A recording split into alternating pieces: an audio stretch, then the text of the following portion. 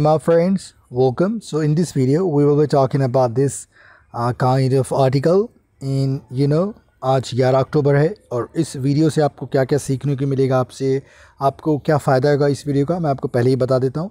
इसमें ज़्यादातर कोर्ट के बारे में बताया गया है, मतलब जो जुडिशरी होती है उसमें क्या प्रॉब्लम्स है, लिटिगेशन वगैरह, तो हम वो चीज़ें ले सकते हैं क्योंकि यूपीएससी ने एक बार पूछ चुका है तो शायद और पूछ ले। ओके, और दूसरी बात हमने इससे सम कीवर्ड्स भी देखेंगे और इंग्लिश भी सीखने की कोशिश करेंगे आप, जिससे नोट्स मेकिंग में आपकी आसानी हो। आंसर राइटिंग में कुछ पॉइंट्स हम ऐड कर पाएंगे, जैसे हम अगर आप नोट्स बना रहे हैं आंसर राइटिंग के लिए, मेंस की आंसर राइटिंग के लिए, तो भी इसमें फ़ायदा होगा आपका। और दूसरी बात, आपको बहुत सारी चीज़ें इसमें देखने को और समझने को मिलेगी, तो आप वीडियो को गौर फिगर से देख सकते हैं। ओके, आपका यहाँ पे टाइम इन्वेस्ट होगा, वेस्ट बिल्कुल नहीं होगा। तो I start the video now.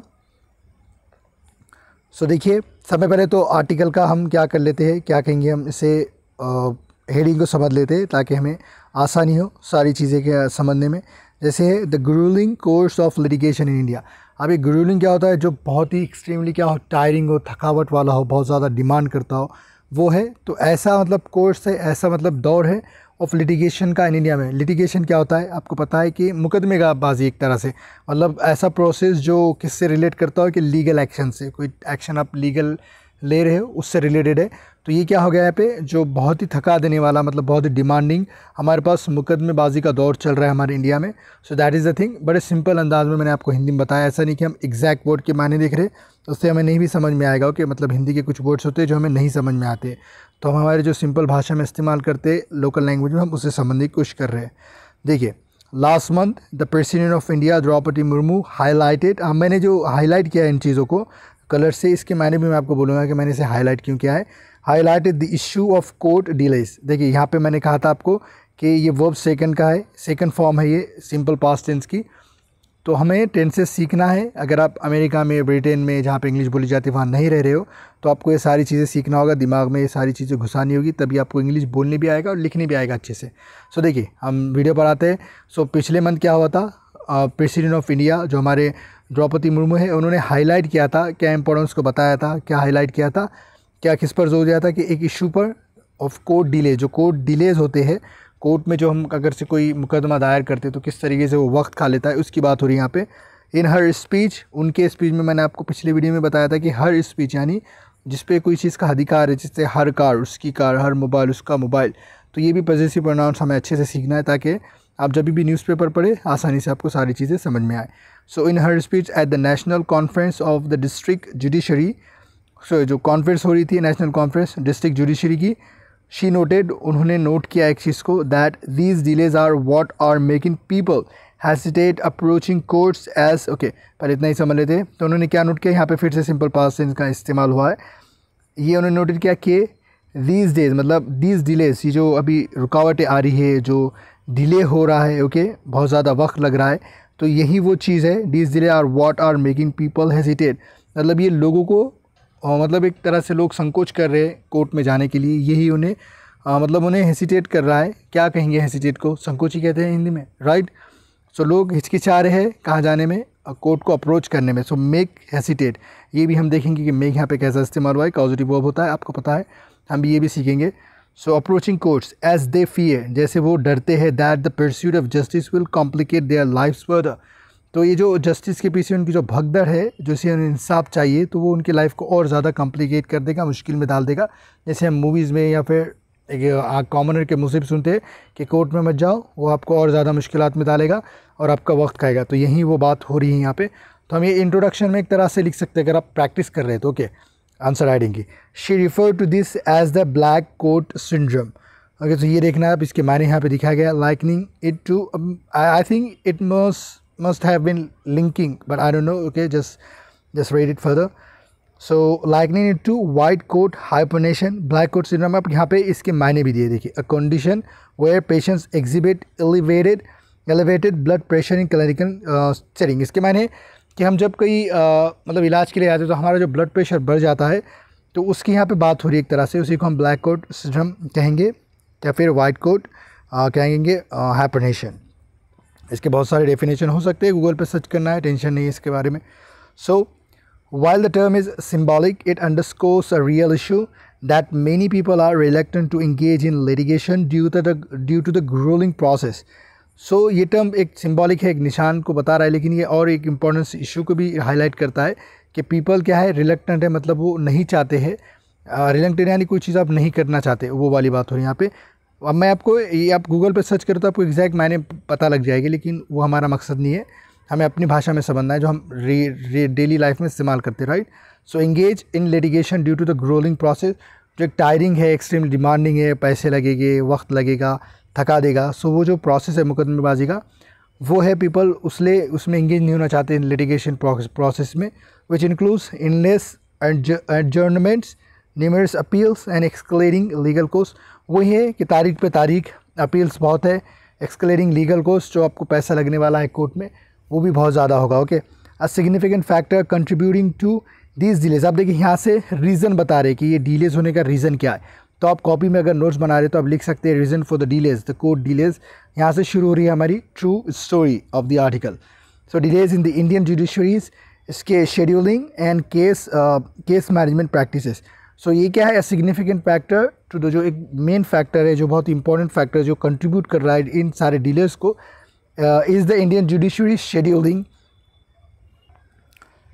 Scheduling and case management practices. जो तारीख पे तारीख मिलती है, केस मैनेजमेंट जो प्रैक्टिसेस है, वो उस वजह से क्या हो रहा है, डिले हो रहा है। इसको डिटेल में नीचे बताया गया तो हम देख लेंगे। ओके, सो थोड़ा सा ऊपर ले लेता हूँ मैं इसे,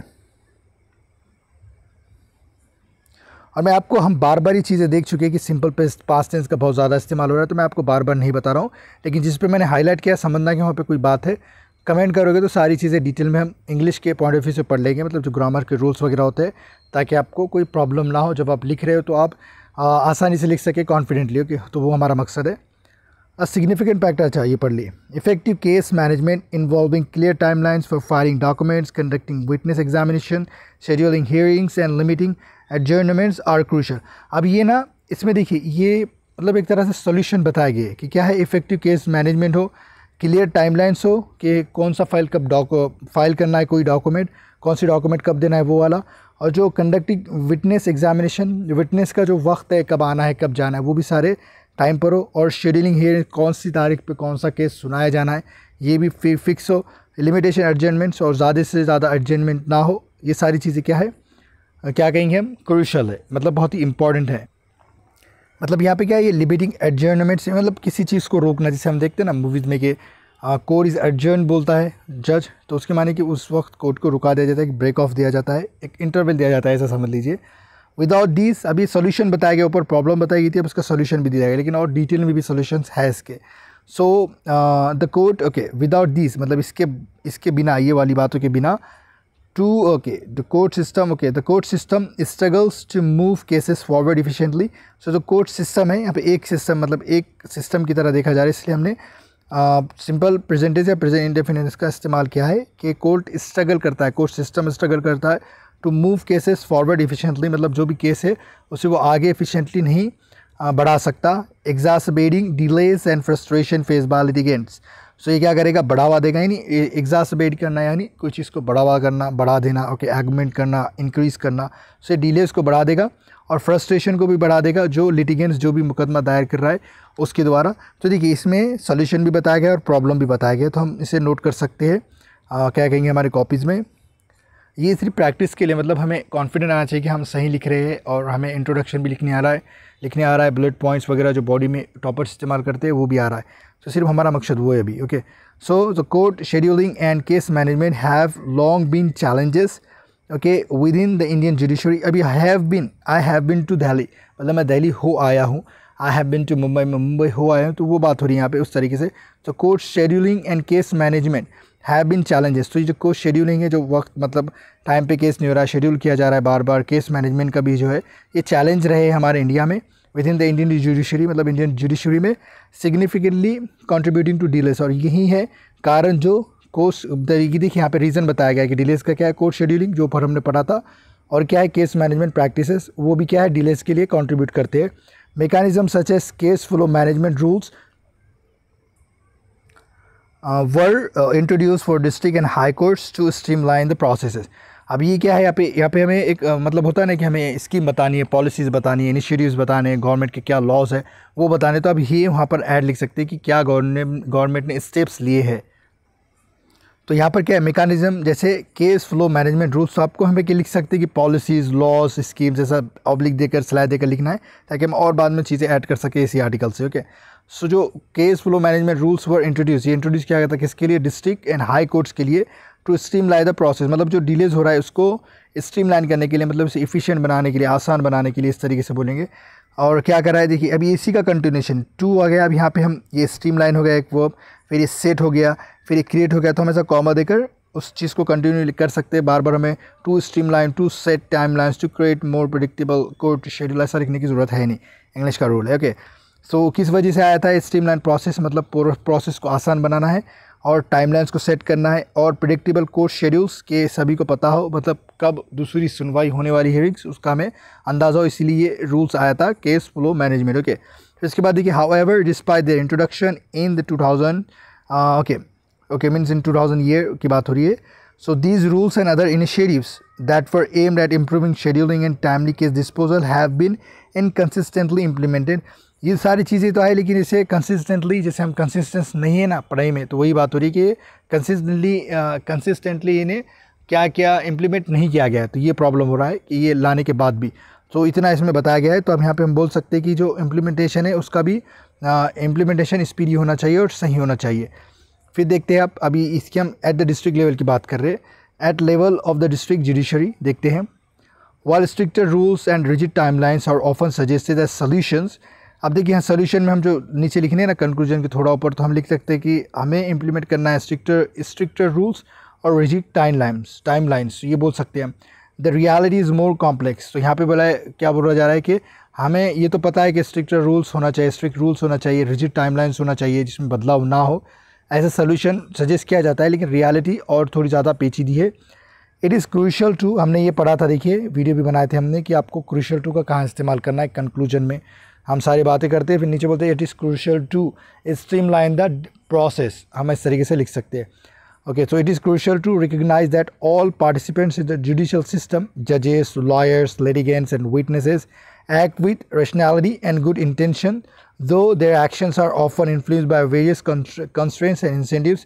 तो यहाँ पे इतने सारे चीज़ों में क्या बताया गया है कि हमें ये पहचानने की ज़रूरत है, जो भी पार्टिसिपेंट है, जैसे यहाँ पे जजेस की बात की गई, एडवोकेट, लॉयर्स की बात की गई, वकील, जो लिटिगेट, जो मुकदमा दायर कर रहा है, जो विटनेस है, गवाह है, उनको रैशनली एक्ट करना है, उनके इंटेंशन अच्छे हो।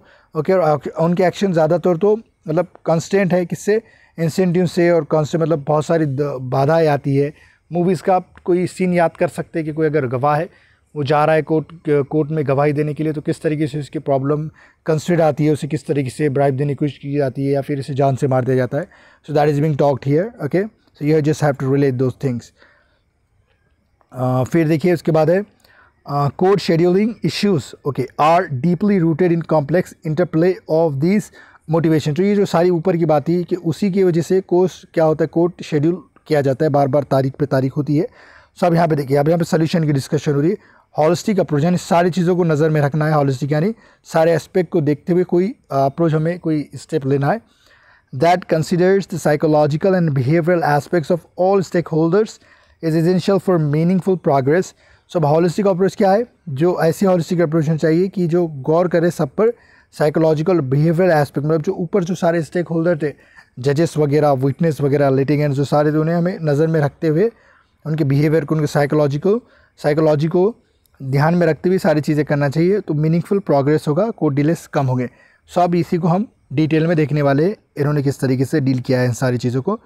अब देखिए यहाँ पे है challenges in the district judiciary. अब ये आपको लिख सकते हैं आप पॉइंट में। अब मैंने यहाँ पे दिया है, जो मैंने येलो में जो हाईलाइट किया, इसका मतलब है कि आप इसे 1 पॉइंट ऐसा करके लिख सकते हैं, जैसे हमने क्या देखा था ना अपने टॉपर्स के आंसर जो बुकलेट है, तो उन्हें किस तरीके से 1 या 2 लाइन में सारी चीज़ें बयान कर रहे थे, तो इस तरीके से हम बोल सकते हैं। उसका थोड़ा डिटेल में यहाँ लिखा गया, तो आप ये वीडियो को भी बार बार देख सकते हैं या न्यूज़पेपर को भी देख लेना, तो आपको याद रहेगा। ओके, जजेस have a crucial role in enforcing case management timeline. तो हमें जजेस के बारे में बात की गई है कि जजेस का बड़ा इंपॉर्टेंस रोल है, यहाँ पे इंपॉर्टेंट रोल है मैनेजमेंट टाइमलाइंस के लिए। जो भी केसेस के लिए, कुछ केसेस से रिलेटेड चीज़ें, उसका जो टाइमलाइन होता है, जजेस का वहाँ पे ज़्यादा रोल है। जैसे but systematic pressures often compromise their ability to do so. So जो सिस्टमैटिक प्रेशर है, मतलब जो भी रूल्स रेगुलेशन है, स्टैंडर्ड है, उनके हिसाब से उन्हें काम करना होता है, तो वो उनकी एबिलिटी को, इस इन्फोर्स करने वाले एबिलिटी को क्या करता है, वो कॉम्प्रोमाइज़ करता है, उन्हें कॉम्प्रोमाइज़ करना पड़ता है उससे। जजेस in the district judiciary have to prioritise cases with the direction from higher courts, okay, to dispose of these cases within a specific time।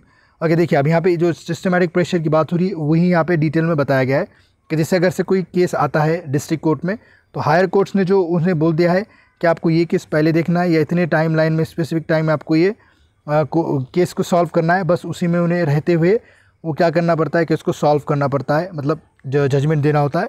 तो ये बात हो रही है सिस्टमैटिक प्रेशर की एग्जाम्पल है, तो इस तरीके से लिख सकते हैं आप। सो अब यहाँ पे क्या लिख सकते हैं, systematic pressure for example directives from the high court. Okay, मतलब हम डिस्ट्रिक्ट कोर्ट की बात करें तो आपने वो पहले ही लिखा है। फिर इसके बाद देखिए disposal numbers have been provided for case types. Okay, तो कितने केस कौन मतलब सॉल्व कर जजमेंट दे रहा है उसके हिसाब से ये क्या होता है, नंबर डिसाइड होता है, केस टाइप डिसाइड होता है, इस तरीके से, मतलब डिटेल में है अभी। So while such oversight aims to ensure timely justice, higher courts often impose deadlines without fully considering their impact on the overall scheduling in the district court। तो अब इनका तो जो ओवरसाइड है, जो हाई कोर्ट जो डिस्ट्रिक्ट कोर्ट पे जो नज़र रख रहा है, उसका तो क्या करना है कि टाइमली जस्टिस, लोगों को सही से जस्टिस मिल जाए वक्त पर।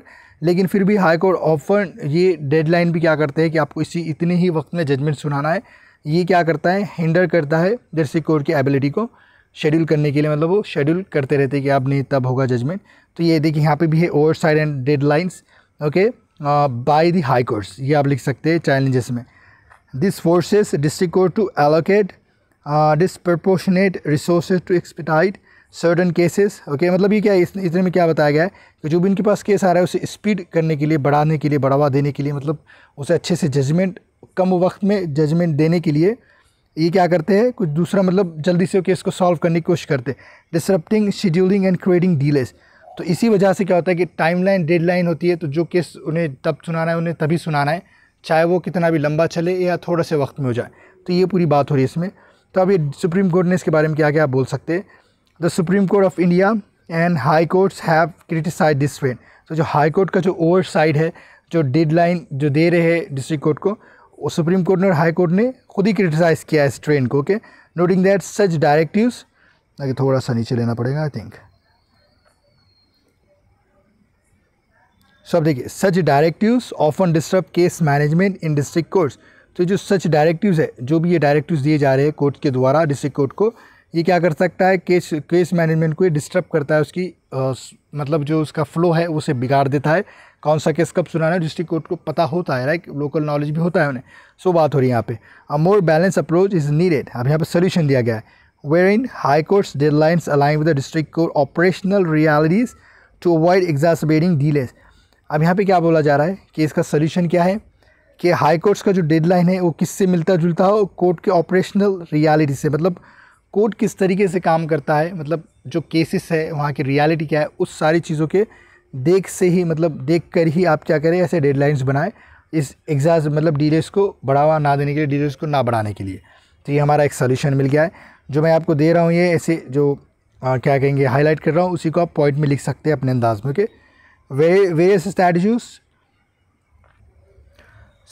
statutes and rules impose timelines for the disposing of cases or filing documents, but the judges are often not incentivized to adhere to these deadlines। okay, मतलब टाइमलाइंस तो दी जाते हैं कि कौन सा केस कब आपको डिस्पोज करना है, कितने वक्त में आपको जजमेंट सुनाना है, लेकिन उन्हें इंसेंटिव नहीं दिया जाता है वो डेडलाइन को, मतलब उन्हें कोई रिवॉर्ड नहीं मिल रहा है एक तरह से, ऐसा याद रखिए, ऐसा समझ लीजिए, जो भी वो डेडलाइंस को पूरा कर रहे हैं। तो इतना इसमें बताया गया, ये सोल्यूशन एक तरह से कि हम सोल्यूशंस देख रहे हैं कि किस तरीके से हम डिलेस को क्या करना है, रोकना है। So when extensions are permissible जजेस frequently grant them beyond statutory deadlines. मतलब जब एक्सटेंशन दिया जाता है, एक्सटेंशन आर परमिसिबल, मतलब जो वक्त कितना दिया जा रहा है जज को, वो वाली बात हो रही है। जजेस frequently grant them beyond statutory deadlines. तो जजेस क्या करते हैं, ग्रांट कर देते हैं, वक्त दे देते हैं जो स्टैच्यूटरी डेडलाइन है उसके आगे भी। Knowing that higher courts are likely to condone such delays is appeal। Okay, so उन्हें पता है कि हायर कोर्ट किसी भी हालत में उन्हें बुरा कहने ही वाला है, तो इस तरीके से वो डिलेज बढ़ाते रहते हैं, ये एक प्रॉब्लम हो गया है। जजेस who enforce this deadlines may face pressure from the bar potentially affecting their career progression as they risk being labeled difficult and subject to constant complaints. सो देखिए, आप अगर से ये केस जो डेडलाइंस के अंदर नहीं पूरा हुआ तो उन्हें बाहर से भी क्या करना पड़ेगा, जो बाहर है उनसे भी प्रेशर झेलना पड़ेगा और उन्हें फिर डिफ़िकल्ट और कॉम्प्लिकेटेड मतलब उन्हें जो उनके ख़िलाफ़ जो कंप्लेंट्स आएगी उसका भी सामना करना पड़ेगा और उनका करियर जो आगे बढ़ने वाला है, जैसे प्रमोशन वगैरह होता होगा, so that could not be possible for them at all. So that is the thing here. फिर उसके बाद देखते हैं हम आगे. फिर ये पॉइंट आए, कितने पॉइंट है आप बताना मुझे कमेंट में. The performance evaluation system. Okay, so performance evaluation system for the judges of district court known as the UNIS system. तो जो performance evaluation system है, जो कौन कितना परफॉर्म अच्छा कर रहा है वो वाला सिस्टम की बात हो रही है यहाँ पे, जिसे हम यूनिस सिस्टम के नाम से जानते हैं. exacerbates this challenges. तो ये भी क्या करता है, प्रॉब्लम करता है इस चैलेंज के जो ऊपर हमने चैलेंजेस पढ़े. Judges are awarded units or points based on type and number of cases they dispose of with different weights assigned to different cases. मतलब क्या हो रहा है यहाँ पे, जो भी जजेस हैं उनको क्या अवार्ड किए जाते हैं, यूनिट्स या पॉइंट. जैसे हमें समझो एक 100 रुपये मिल रहे हैं, 200 रुपये मिल रहे हैं, तो उसी तरीके से कोई काम करने के लिए इन्हें यूनिट और पॉइंट्स मिल रहा है केस की सुनवाई करने के लिए. और किस based on type and number of cases, मतलब किस टाइप का केस है, कितना कॉम्प्लिकेटेड है, कितना आसान है वो वाला टाइप, और कितने केसेस उन्होंने उस वक्त में डिस्पोज किए, सुनवाई की है, मतलब जो भी जजमेंट दिया है उसकी बात हो रही है. तो उसके बेसिस पे इन्हें पॉइंट्स और रिवॉर्ड मिलते हैं. ओके, और उसके हिसाब से उन्हें वेट असाइन किया जाता है. To maximize their units, judges might prioritize and dispose of the simpler cases quickly, allowing them to accumulate points more quickly. तो अब जजेस क्या करते हैं यहाँ पे, अब जजेस की तरफ से क्या मसला है वो बता रहे कि जजेस क्या प्रॉब्लम क्रिएट कर रहे हैं यहाँ पे, कि अब जजेस क्या करेंगे, पॉइंट्स को ज़्यादा या फिर यूनिट्स को ज़्यादा हासिल करने के लिए सिंपल जो केसेस है उसी को क्या करेंगे, जल्दी से सुनवाई करने की कोशिश करेंगे, उसी को अपने हाथ में देंगे और उसका जजमेंट दे देंगे. तो अक्यूमुलेट मोर पॉइंट के लिए, तो जमा करने के लिए ज़्यादा से ज़्यादा पॉइंट. तो ये जजेस की तरफ से एक मतलब प्रॉब्लम है, एक शरारत है, इस तरीके से बोलेंगे हम. फिर उसके बाद देखिए, this can lead to situation where जजेस focus on less complex cases to boost their unit count, potentially neglecting the more challenging cases that require substantial judicial intervention. So अब ये पॉइंट जो यूनिट है, जो पॉइंट्स को बढ़ाने के लिए वो क्या करेंगे, कॉम्प्लेक्स केसेस की तरफ वो ध्यान ही नहीं देंगे. ओके, पॉइंट्स और यूनिट्स बढ़ाने के लिए, और वो जिसमें सब्सटेंशियल जैसे संविधान के बहुत पढ़ना पड़ेगा उन्हें, जुडिशियल इंटरवेंशन जिसमें रिक्वायर है, वो केसेस को क्या करेंगे, उसको हाथ भी नहीं लगाएंगे. इस तरीके से केस बढ़ते जाएगा, डिले बढ़ते जाएंगे जो कॉम्प्लेक्स केसेस है, कॉम्प्लिकेटेड केसेस है. By favouring cases that are easier to resolve and quicker to process, जजेस may inadvertently contribute to delays in more complex cases which are sideline और पोस्टपोन. वही बात घुमा फिरा के बोल रहा है कि जो कॉम्प्लेक्स है, मोर कॉम्प्लेक्स केसेस, उस पर ध्यान ही नहीं दिया जाएगा. जो आसान है यूनिट्स में, यूनिट्स कमाने के चक्कर में वो क्या करेंगे, ज़्यादा से ज़्यादा उससे केस सॉल्व करने की कोशिश करेंगे, मतलब जजमेंट देने की. आप देखिए, the impact down the line. Okay, the impact down the line मतलब किस तरीके से ये लाइन को बिगाड़ रहा है, उस तरीके से बोलेंगे. Lawyer significantly impact court scheduling and case management. अब वो जज की तरफ से था, अब यहाँ पे लॉयर्स किस तरीके से प्रॉब्लम क्रिएट कर रहे हैं शेड्यूलिंग और केस मैनेजमेंट में, वो भी है. उसके बाद गवाह की तरफ भी जाना है, क्योंकि वो 4 पॉइंट थे ना, जजेस, लॉयर्स और लिटिगेंट्स एंड विटनेसेस, तो उसी को हमें डिटेल में बता रहे हैं. Often handling multiple cases schedule across. Okay, मतलब लॉयर्स भी सिग्निफिकेंटली इम्पैक्ट करते हैं कोर्ट शेड्यूलिंग को और केस मैनेजमेंट को, ये बात हो रही है. Often handling multiple cases schedule okay across different courts on the same day, they strategically decide about which case to attend to based on factors such as likelihood of adjournment and the importance of the case or the pursued mood and predisposition of a particular judge. तो अब देखिए, इनका एक ही दिन में कई सारे cases का यहाँ पे शेड्यूल हो रहा है. समझे कोई लॉयर है तो वो क्या करेगा, अपने हिसाब से कौन सा जज कौन से टाइम पे एडजर्नमेंट देगा, या कौन से केस की कितनी इंपॉर्टेंस है, इनका मूड क्या है, और कौन सा जज कौन सा सुनवाई कर सकता है, वो हिसाब से क्या करेंगे, केस हैंडल करेंगे. तो ये लॉयर्स की तरफ से प्रॉब्लम है. ओके, सो अब आगे इसी को एक पॉइंट में जाहिर कर सकते हैं कि the lack of predictability in case hearing exasperate this issue. तो जैसे खुद लॉयर को भी पता नहीं होता कि उसका प्रिडिक्ट क्या हो, मतलब जो हियरिंग्स है वो होगी या नहीं, सुनवाई जजमेंट देगा या नहीं. तो ये भी इस केस को क्या कर रहा है, ये ऊपर के सारी चीज़ों को, इशू को एग्जैस्परेट करता है, बढ़ावा देता है. ओके, तो यहाँ पे ये एक लाइन में हम बोल सकते हैं, लॉयर्स की तरफ से हम ये पॉइंट लिख सकते हैं. जैसे अब चैलेंजेस में लिख रहे हो ना, जजेस का लिखना है, जजेस की तरफ से क्या प्रॉब्लम्स है, फिर हमने पढ़ा लॉयर्स की तरफ से क्या प्रॉब्लम्स है, और अभी हम पढ़ रहे हैं मतलब लॉयर्स की तरफ से क्या प्रॉब्लम है वही पढ़ रहे हैं. अब विटनेस वगैरह भी आएगा शायद. So lawyers often do not have a clear understanding of when a particular case will be heard or the likelihood of adjournment, making it difficult to plan their schedule. वही जो मैंने आपको हिंदी में समझाया वही है कि लॉयर्स को खुद पता नहीं होता कि कौन सा केस की सुनवाई होगी और जजमेंट मिलेगा या नहीं मिलेगा, वही बात हो रही है। मोर ओवर लॉयर्स में रिक्वेस्ट एडजर्नमेंट और डेलिबरेटरी डिले प्रोसीडिंग। ओके, मैं और खुद ये लॉयर्स खुद भी क्या कर सकते, ब्रेक ऑफ मतलब इंटरवल एडजर्नमेंट मांग सकते हैं। Okay, delay proceeding. Okay okay, deliberately मतलब खुद से ही क्या करते हैं, जानबूझकर प्रोसीडिंग को डिले कर देते हैं। ओके, क्यों करते हैं वो देखते हैं। इफ़ दे परस्यू, अगर वो ऐसा समझते हैं कि दैट द जज is likely to grant an adjournment, मतलब उन्हें खुद पता है कि अभी एडजर्नमेंट देना है तो खुद ही कर लेंगे। Specially if there client has expressly ask for it, मतलब अगर कोई क्लाइंट भी है वो भी चाहता है कि भाई हमें अभी थोड़ा सा टाइम चाहिए कोई चीज़ करने के लिए, जैसे सबूत इकट्ठा करने के लिए या ब्राइब वगैरह देने के लिए। Okay, off the record. So ये बात हो रही है यहाँ पे। फिर देखिए उसके बाद है this lack of predictability in strategic behaviour it encourages only adds to the congestion in the court schedule. अब ये जो चीज़ है उससे पाइलअप ही होगा केसेस का, मतलब बहुत सारे केसेस वैसे ही ठंडे बस्ते में पड़े रहेंगे, वही बात हो रही है यहाँ पे। The tendency to extend the stage and interim orders further diminishes the interest of lawyers in actually pursuing a case. अब जो टेंडेंसी है क्या है, स्टेज और इंटरिम ऑर्डर्स की, जो इन्हें ऑर्डर्स मिल जाते हैं, इंटरिम ऑर्डर्स जो स्टेज मिल जाता है, तो ये भी क्या करता है, डिमिनिश करता है इंटरेस्ट ऑफ लॉयर्स की। मतलब कोई केस को कितने जल्दी वो सॉल्व कर सकते हैं उसको भी ये नहीं करेगी, इस वजह से कि उन्हें स्टे भी मिलने वाला है, इंटरिम ऑर्डर भी मिलने वाला है, तो उस वजह से वो ज़्यादा वक्त खाएंगे। फॉर लिटिगेंट्स, ओके, अब यहाँ पे लिटिगेंट्स की बात आ रही है, हम मतलब जो 4 चीज़ें होगी, अब चौथा वाला है शायद, right. For litigants, for litigants obtaining a stay on a case can often be seen as a victory, especially in civil matters where a stay order may prevent any immediate adverse action।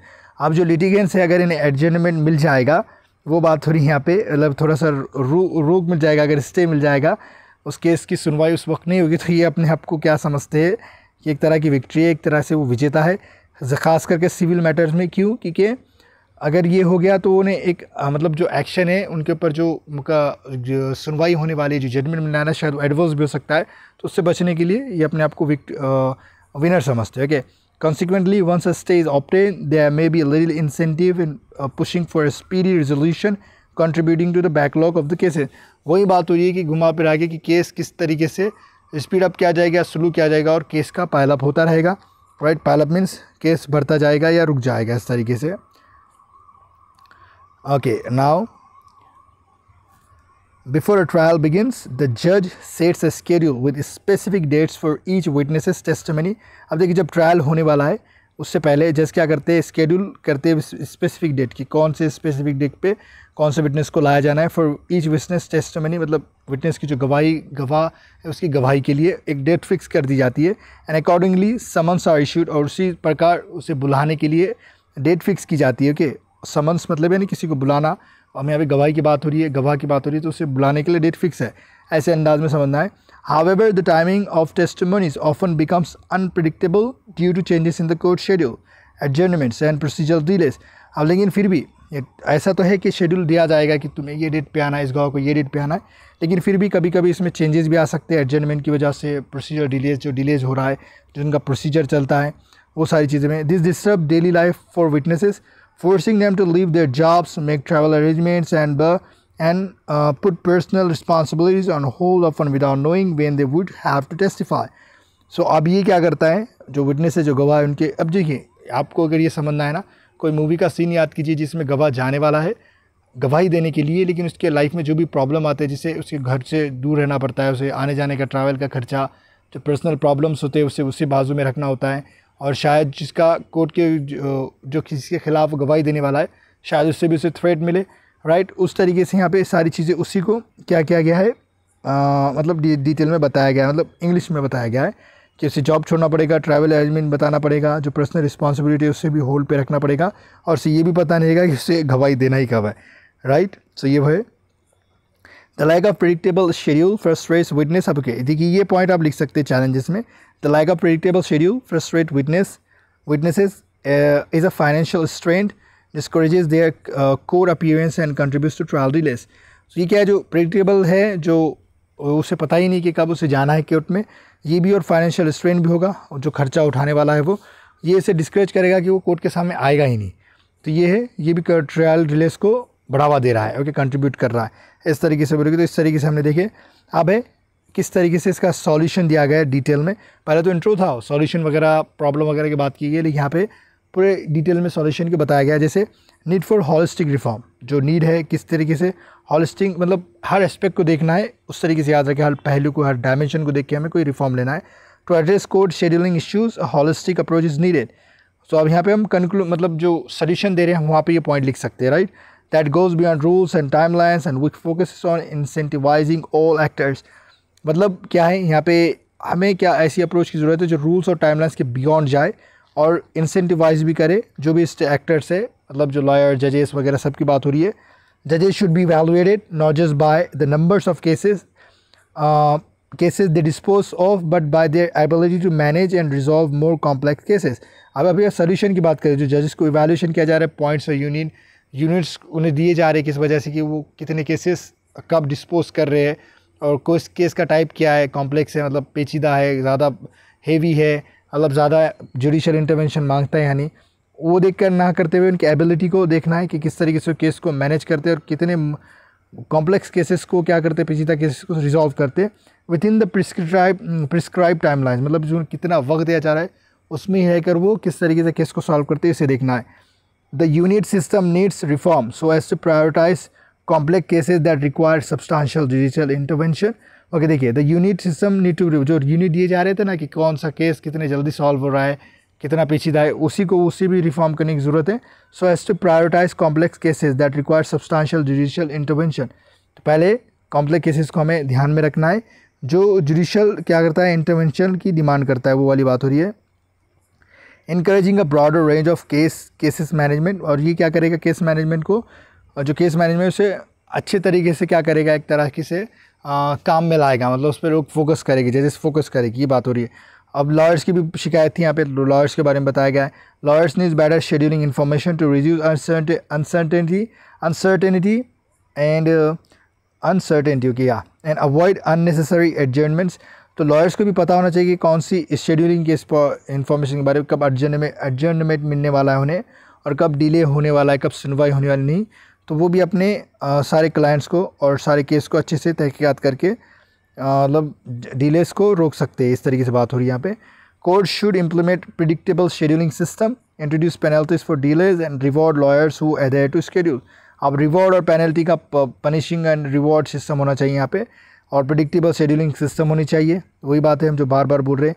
So litigant should be discourage from using stay orders and interim relief, जो अपने आप को winner समझ रहे थे civil cases में stay मिलने के बाद, सो उन्हें भी डिस्करेज किया जाना है और कि उनके लिए भी कुछ ऐसा सॉल्यूशन निकालने की ज़रूरत है जो वो स्टे ऑर्डर या एंट्रीम ऑर्डर रिलीफ लेने से बचे, उन्हें डिस्करेज करना है, उन्हें मतलब उकसाना नहीं है उस चीज़ के लिए, उन्हें बुरा कहना है उसके लिए, मतलब परसुएशन वाली टेक्निक हो रहा है कि as delay tactics by making such orders temporary and subject to regular review. तो भी इन्हें जो स्टे ऑर्डर मिल रहा है उन्हें रिव्यू करना है, टेम्प्रेरी ऑर्डर्स मानकर इसे क्या करना है, देना है उन्हें स्टे ऑर्डर, ये बात हो रही है यहाँ पे। फिर उसके बाद देखते हैं हम, फिर देखिए विटनेस का भी प्रॉब्लम था, उसे भी टैकल किया गया। Witnesses require more predictability in court appearances with advance notice and sufficient compensation beyond trial expenses to encourage their participation. अब जो विटनेस का जो प्रॉब्लम था, कैसे ट्रैवल एक्सपेंसेस उन्हें खुद के जेब से देना पड़ रहा था, पर्सनल जो प्रॉब्लम्स उसे बाजू में रखना पड़ रहा था, वो सारी चीज़ों को भी नोटिस करना है और रिक्वायर मोर, उसे भी पता होना कि उसे कब हाजिर होना है, वो भी उसे पता होना चाहिए। ओके, और उसके जो कंपनसेशन है, जो ट्रैवल का एक्सपेंस है, उसे भी शायद हमें कंपनसेट करना, उसे कुछ पैसे वगैरह देना चाहिए, ये बात हो रही है यहाँ पे। उसे प्रोत्साहन देने के लिए, उसे मतलब प्रोत्साहन मीन्स इनकरेज करने के लिए। सो उतने हिंदी की शुद्ध वर्ड्स नहीं आते मुझे, कि कभी गलत बोल दिया तो कमेंट कर सकते हैं आप। सो टेक्नोलॉजिकल सोल्यूशन, अब टेक्नोलॉजी का हर चीज़ में देखिए, जितने टॉपर्स को अपने एनालाइज़ किया, जितने बुक्स उन बुकलेट जिनके एनालाइज़ किया हमने, उनमें टेक्नोलॉजी के बारे में ज़रूर एक ना एक पॉइंट हमें सोल्यूशन में मिला ही है। तो यहाँ पे भी हम लिख सकते हैं technological solution could enhance case management providing real time updates in monitoring. अब यहाँ पे हमें इतना नहीं लिखना है कि कुड इनहांस केस मैनेज, ऐसा नहीं, टेक्नोलॉजिकल सोल्यूशन। फिर आप एग्जांपल में लिख सकते हैं for real time updates, monitoring of timelines, data driven approach to identify data driven approach. इस तरीके से हम लिख सकते हैं, तीन ही पॉइंट, मतलब पूरा लिखते बैठोगे तो नहीं लिख पाओगे, पैराग्राफ में हमें आंसर लिखना ही नहीं है, तो कुछ कुछ पॉइंट ही याद रखना है। तो ये हमारे लिए एक विन विन सिचुएशन है। सो ये हम टेक्नोलॉजिकल सोल्यूशन को अडॉप्ट करें, किस लिए, रियल टाइम अपडेट्स मिलते रहे, मॉनिटरिंग ऑफ टाइमलाइंस, कब कौन सा केस चलने वाला है, और डेटा ड्रिवन हो, किसका डेटा किससे रिलेटेड है, हमें सारी चीज़ें पता होनी चाहिए, वैसी अप्रोच होनी चाहिए to identify and address scheduling bottlenecks, improving overall judicial efficiency. तो ये बॉटलनेक्स को, जो भी प्रॉब्लम्स है, हिंड्रेंस को, ये सारी चीज़ों को आइडेंटिफाई करना है और एड्रेस भी करना है, ओके, उसे सॉल्व भी करने की कोशिश करना है।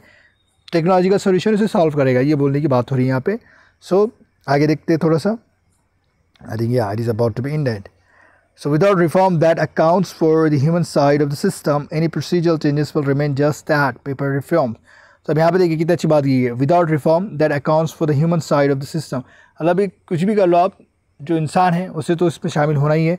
Any procedural changes will remain just that, मतलब इसी तरीके से रिफॉर्म होते रहेंगे और अपना काम चलता रहेगा। तो इंसान को भी क्या करना है, हमें मतलब उसे हिस्सा लेना है, अच्छे बढ़ चढ़ के इन रिफॉर्म को भी बढ़ावा देना है, मतलब अध्ययन करना है।